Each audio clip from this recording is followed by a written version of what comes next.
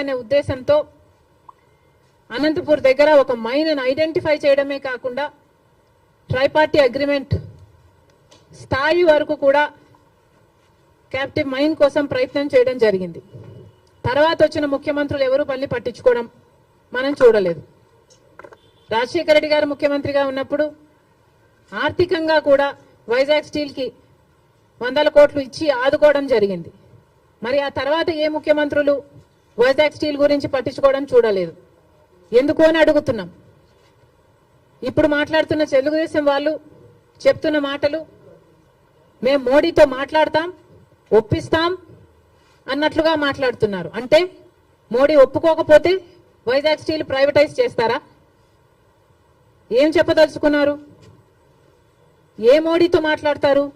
ఏ మోడీ గారైతే మనల్ని 10 సంవత్సరాలుగా మోసం చేస్తూ వచ్చారో, ప్రత్యేక హోదా ఇస్తాము అని మోడీ గారు 2014లో తిరుపతిలో మాటిచ్చిపోలేదా?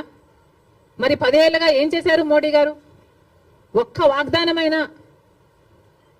మోడీ గారు నిలబెట్టుకోగలిగారా? ప్రత్యేక హోదా అయితేనేమి, పోలవరం అయితేనేమి, కడప స్టీల్ ఫ్యాక్టరీ అయితేనేమి, పోర్ట్లు అయితేనేమి, ఇలాంటి ఒక్కటంటే ఒక్కటి కూడా, రాజధాని విషయం అయితేనేమి ఒక్కటి కూడా మోడీ గారు మాట నిలబెట్టుకోలేదు. మరి అదే మోడీ గారి మీద మళ్ళా మాకు నమ్మకం ఉంది, మోడీ గారు ఆదుకుంటారు అన్నట్టుగా మాట్లాడుతున్నారే. టీడీపీ పార్టీ గుర్తు పెట్టుకోవాలి, రాత్రి పడిన గుంటలోనే పగలు కూడా పడే ప్రమాదం ఉంది.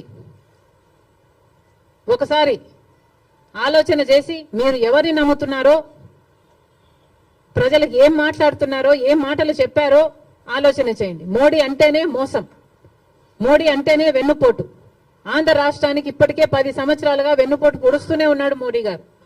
అలాంటి మోడీ గారి చేతుల్లో వైజాగ్ స్టీల్ పెట్టడం అన్నది దారుణం.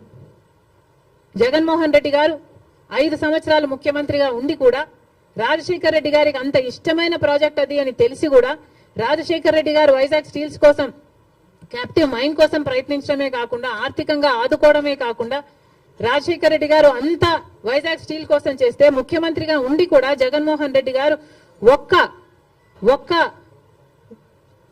ఫింగర్ కూడా ఎత్తలేదు వైజాగ్ స్టీల్ ని కాపాడడం కోసం. ఎందుకు అని అడుగుతున్నాం. వైజాగ్ స్టీల్ నష్టాలలో ఉందా అన్నట్టుగా ఆ గ్రూపుల ఆర్గనైజేషన్లు వచ్చి మాట్లాడితే, అయ్యో నష్టాలలో ఉందా అన్నట్లుగా జగన్మోహన్ రెడ్డి గారు ప్రశ్నించడం జరిగింది.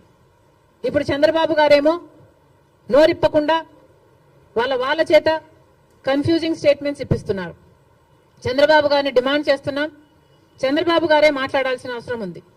చంద్రబాబు గారే ఢిల్లీలో మీడియా కాన్ఫరెన్స్ పెట్టి, ఢిల్లీ పెద్దలు కూటమి అందరూ కలిసి వైజాగ్ స్టీల్ ప్రైవేటైజ్ చేయబోము అన్న కాన్ఫిడెన్స్ అన్న మాట ఆంధ్ర రాష్ట్ర ప్రజలకు చంద్రబాబు గారు చెప్పాల్సిన అవసరం ఉంది. ఇవన్నీ ఒక ఎత్తు అయితే